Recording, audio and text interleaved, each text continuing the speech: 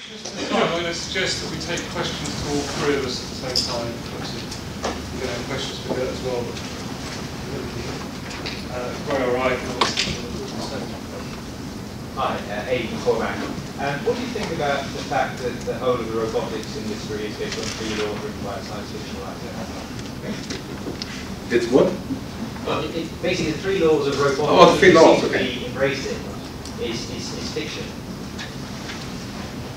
It is. It's good. It's good. Well, I don't think that many of the people building robots now are even paying any attention to those 3 laws. They're going for it.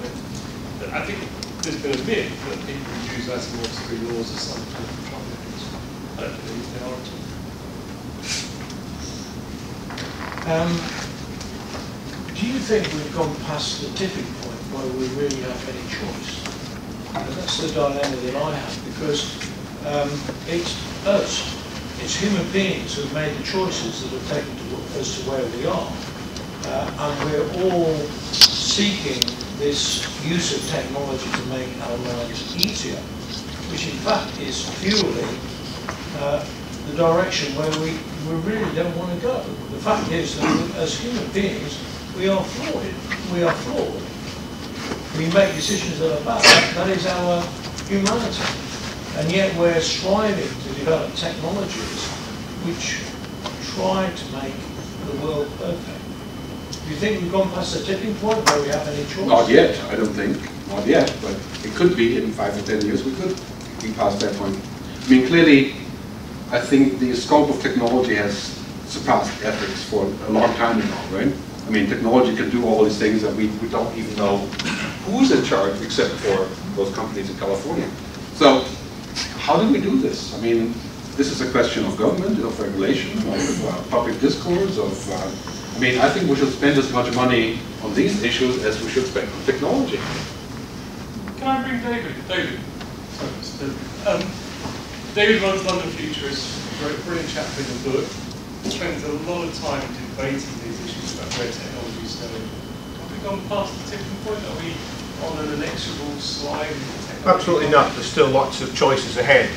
There's a big, powerful engine of technology improvement around, and it is true that more and more people understand technology and are applying it to do new developments in all kinds of areas. But we could have that engine deflated if there are big social crises. I don't think it's at all guaranteed that this engine is going to keep on running. There is a possible future scenario, which is a new dark age.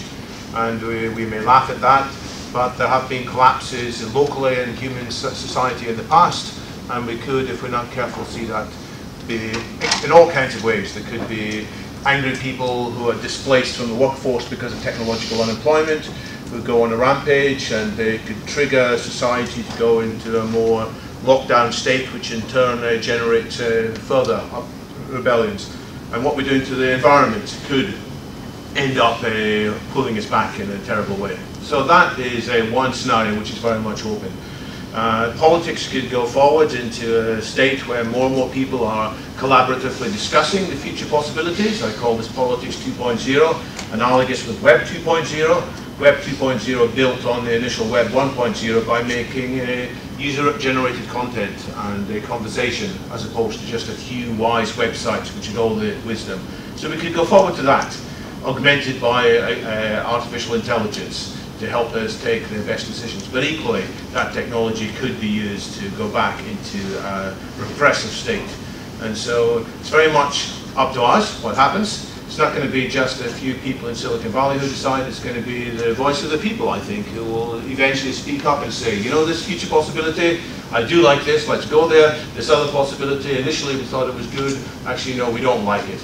And so I see the possibilities for us humans collectively to steer the outcome and make us go towards the positive future rather than the negative future.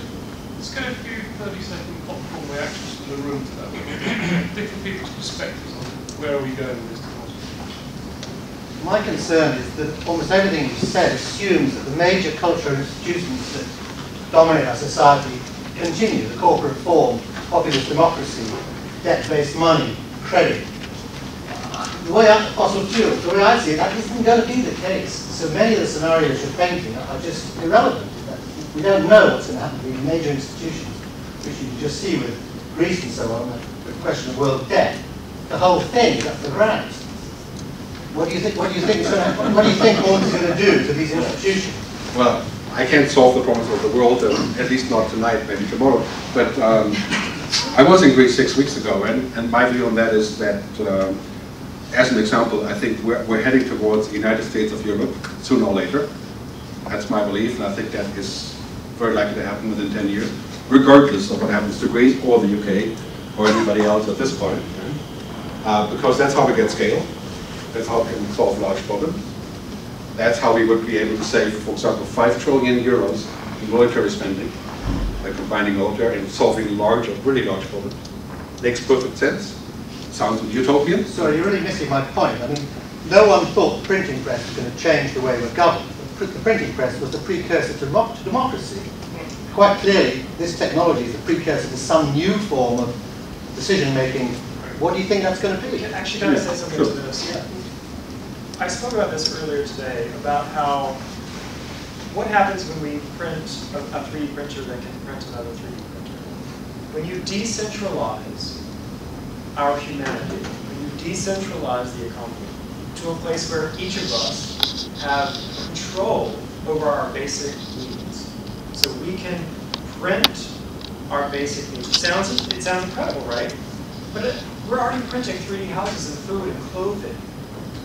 If that keeps moving forward, in 10 years, we could be passing those 3D printers off to people in our communities. So what's the point of the economy at that point? If your basic needs are met, what is the point of the system? So technology, yes, of course, as you said in your presentation, there are really scary parts of technology. But I'm also seeing really amazing, altruistic technologies. People are using open source. People are making their systems free. I mean, you're right at the point, of course. I think we're looking at ultimately the end of the capitalist system as we know it for that reason of abundance, right? And there will be a reboot of what that means. As I was saying, maybe the basic income, maybe other things. That is, in my view, still 10 or 15 years away because that's kind of how long it will take. I'm an optimist on this. I don't think we'll see dystopia here. But we do have to be aware of what the possibilities are and the unintended consequences. I think you've had people projecting the end of global institutions and capitalism for quite some time. I think it's quite resilient, or they are quite resilient as mechanisms. And I think it will take a lot longer to dismantle. It will be quite messy. I don't think any of us know what the next version will look like. I think if you go 50 years out, it could well look like what Gray talked about as well. But the transition states between here and there are very messy. There's a huge investment for most of the people who own and benefit from the current system for it not to change. And their power to resist it will be quite immense. One of the authors in the book, Jeffrey Johnston, actually wrote a chapter about can 3D printing destroy capitalism and restore democracy. And it's a very interesting kind of conversation. But I think a lot of these things are, kind of amongst them in like group here. But there's still relatively low-level conversations across the whole society. And if you look at the manifestos of all the political parties in the last election, only one of them even talked about technological unemployment and the reshaping of society, and that was the Greens. And the rest were in this kind of never-never land of where hope is the main strategy, that somehow your lawyer is going to be happy driving Uber, renting out their bedroom on Airbnb, delivering for Amazon, that somehow that replacement model is going to be just as good as being a corporate lawyer. I don't see it. I think it's going to be a very messy, very ugly transition. Gentlemen here have signed up. A lot of attention is made to the material effects, social effects.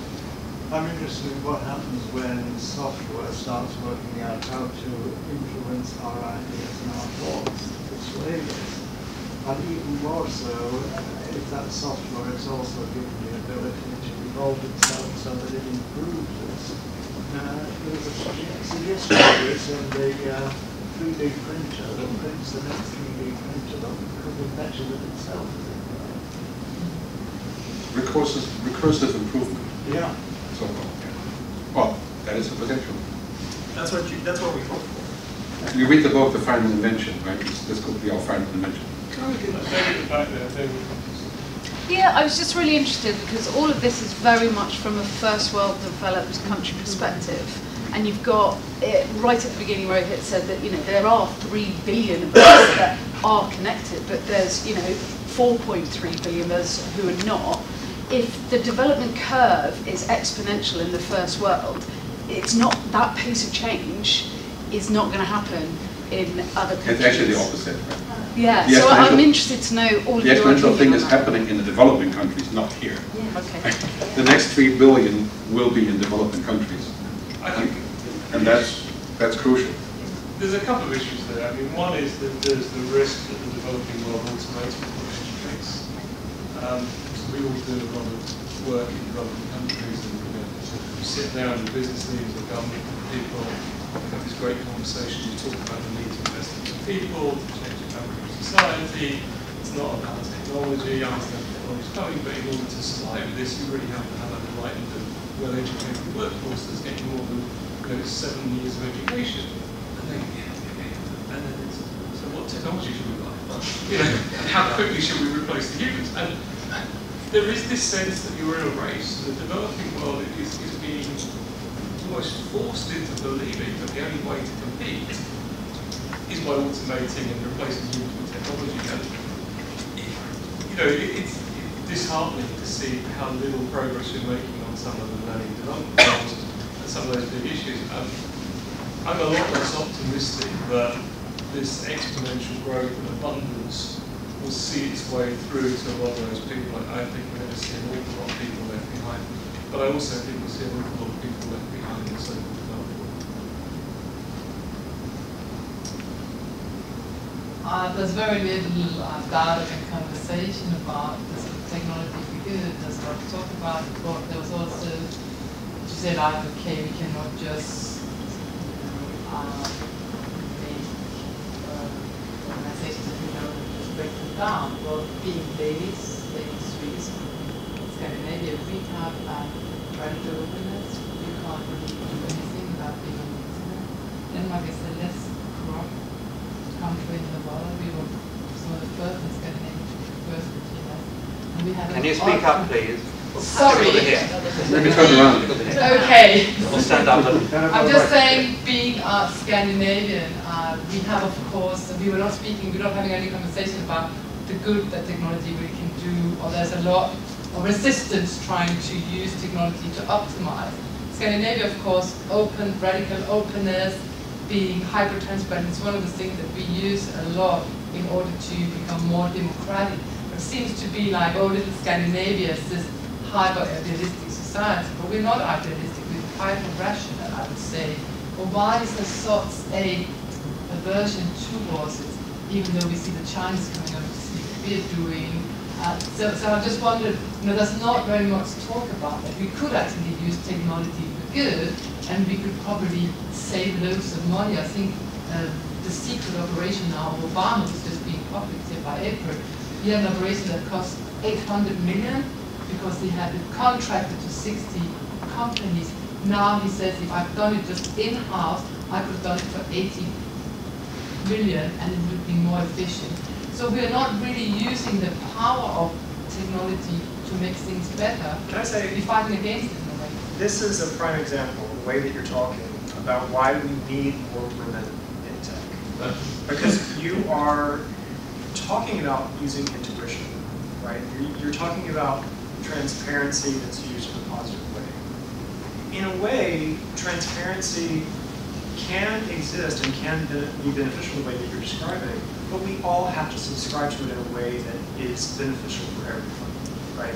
You can't have a government that says, we're going to have a closed system where you can't see what you're doing, but we want to know everything about you.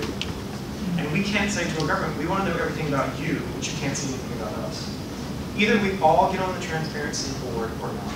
And if we can, as I said earlier today, if we can evolve with technology and realize that we can live in a world where we don't have to hide ourselves, there's nothing to be ashamed of, we can be generous with each other.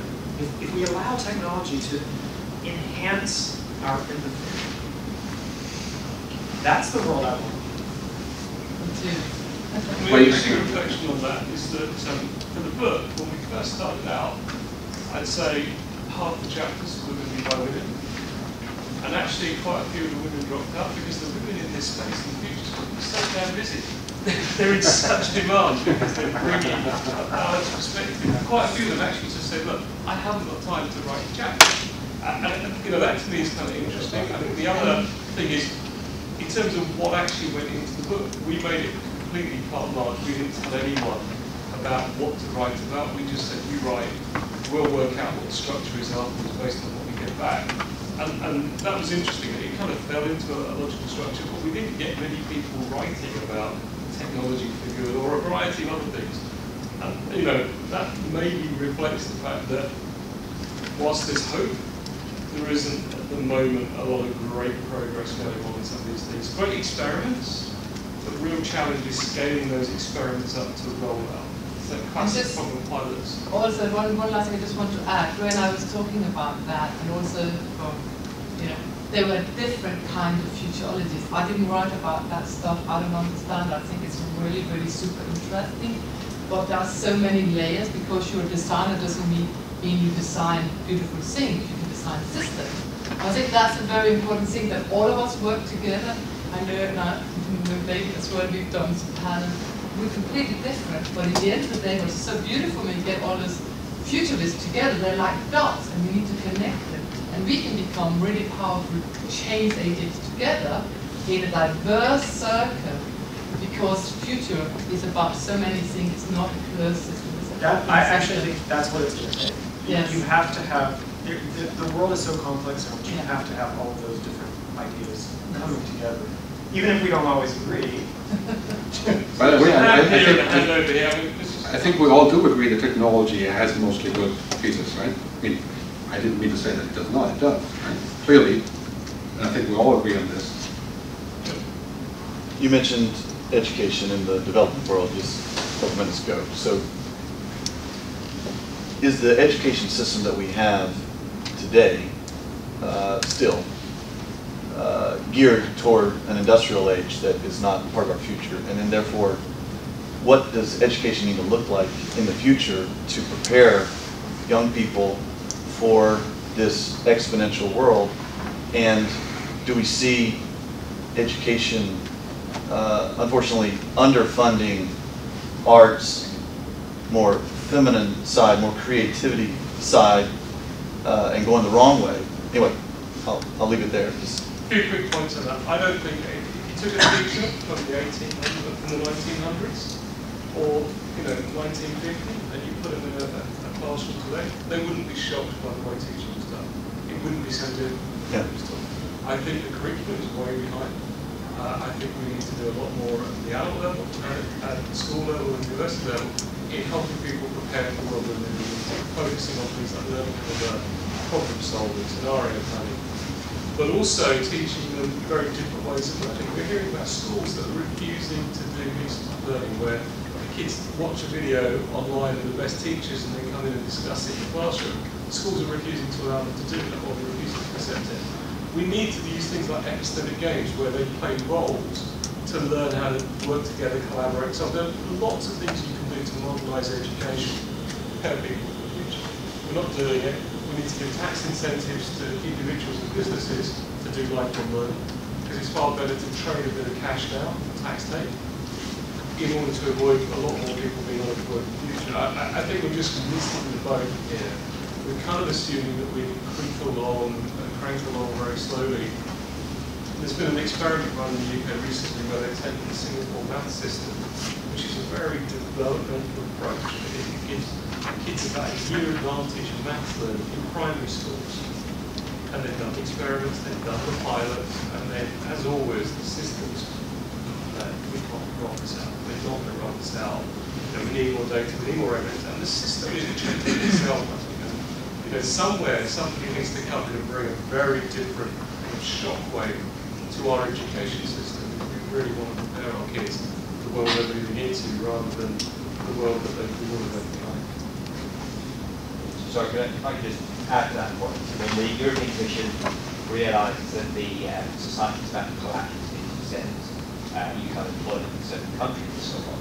Just created a youth guarantee scheme, which means that within leaving formal education, within 4 months they'll give you a job, or the opportunity of a job, or training, etc. However, these schemes don't take into account that they're educating people for industrial era jobs, and actually they'll come back at the end of this even more angry. Yes. And there's a lack of, if you like, coordination between both digital policy and labour policy and social policy. Well, think about all the kids in the United States that graduate university and there are no jobs for them. Right? They have PhDs and they're living in their parents' basement. And so, yeah, there is anger. But I think the anger is not that the jobs aren't there. I think the anger is that they are finding themselves in the real world without the skills to understand the future. In the United States, they're living in their parents' basement with $150,000 in debt as well. Well, that's another thing. Bigger than mortgages. And that causes debt. See, this is a very this is just a moment. I've got 3 daughters. If I'm going to send them to private school, my wife and I have got to put away $1 million for that. If we educate them in the United States. We've been living in Europe for 8 years and it sounds pretty good right now over here. But you know, that's unsustainable as far as this original question. Let me ask you a question about your daughters. What ages are they? 14, 11, and 8. All right, so the 14-year-old and 11-year-old, maybe you could start here. Some of the concepts that you've seen today, these girls should be talking about these concepts. They should understand what we've been talking about, because by the time they are 18, these things will be legal. My 14-year-old just started Pierre Diamandis' Abundance last month. Now it's a little bit over her head, so, you know, so we talked through it. But, and it's 2011. Still some things that are relevant, but you know. Yeah.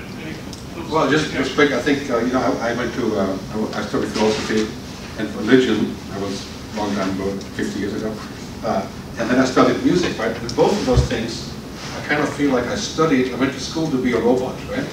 So when I went to music school, I went to school to be a music robot. You know, somebody could execute music, not to actually create it, right? So the problem is that a lot of our education turns people into robots. Right? Fulfilling on a plan, executing something, you know, learning something just in case, and so we need to go back to the right brain and teach our kids how to not be robots, right? And that future could be a good one, I think, because we will have plenty of robots doing the robot thing, freeing us up to do what we want to do. And that is basically a shift to the right brain, which is not what we currently have in education. Let's take a few comments around the room, rather than just questions. I'd quite like to get some people to share comments. Steve, I know you had a comment and the lady there. Well, there's a few, but if I start with one, I mean, this notion of living within an exponential time, I think humanity has, throughout its existence, lived in an exponential time, but it's been discontinuous exponential change. So on a log curve, on a log scale, it's a straight line. It's just that sometimes it flattens out a bit, and sometimes there's an uptick. And then there's technological waves, like Schumpeter and Dirac talk about those tech waves. And we're in the midst of one of those at the moment. We're on an uptick in that log scale, so things are changing quite a bit faster. And the disconnect between how the policy machine is able to embrace its appreciation of what's happening and those at the leading edge are taking advantage of it has grown absolutely massively this time. With that West Coast capital in particular creating those unicorn type companies you're saying, which are racing away, devoid of any kind of notion of ethics that the UN principles for responsible investment would prefer those funds to embrace. And they're the kind of issues that we need to understand. Exponential change has been with us all the time. It's just that it fluctuates. We're in an uptick at the moment. We don't have the policy machines to be able to embrace greater changes. We need exponential policy.